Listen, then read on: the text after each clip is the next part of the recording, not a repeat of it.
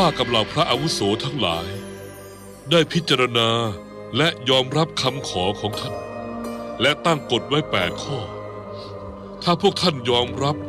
ในกฎเหล่านี้ได้ พวกท่านก็จะบวชเป็นภิกษุณีได้วันนี้เลย ขอบใจมาก กฎ8 ข้อ อานนท์จะอธิบายให้ฟัง ตั้งใจฟังให้ดีๆ ข้อ 1. ภิกษุณีต้องเคารพภิกษุณีด้วยกัน ไม่ว่าจะด้วยอายุมากกว่า หรือศึกษาศาสนามานานกว่า ข้อ 2. ใน3 เดือนของการจำพรรษาภิกษุณีน่ะจะตั้งที่พักอยู่ใกล้กับภิกษุเพื่อศึกษาความรู้ทางศาสนา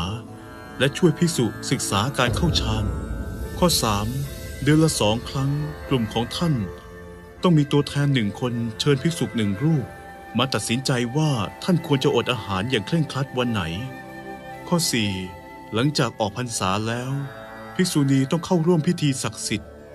มันคือวันสำคัญทางศาสนาพุทธ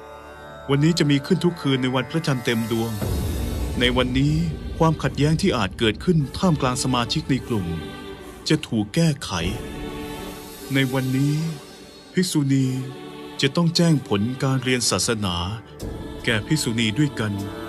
และแก่ภิกษุรูปอื่นๆด้วยข้อ 5. หากภิกษุณีรักษากฎข้อใดไม่ได้นางต้องยอมรับความผิดต่อหน้าทุกคนข้อ 6. ต้องถือศีล 6 ข้อ 2 ปีและจะได้บวชจากพระ2 ฝ่ายคือภิกษุและภิกษุณี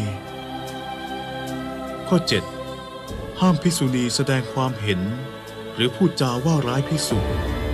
ข้อ 8. ห้ามภิกษุณีสอนศาสนาแก่พระใหม่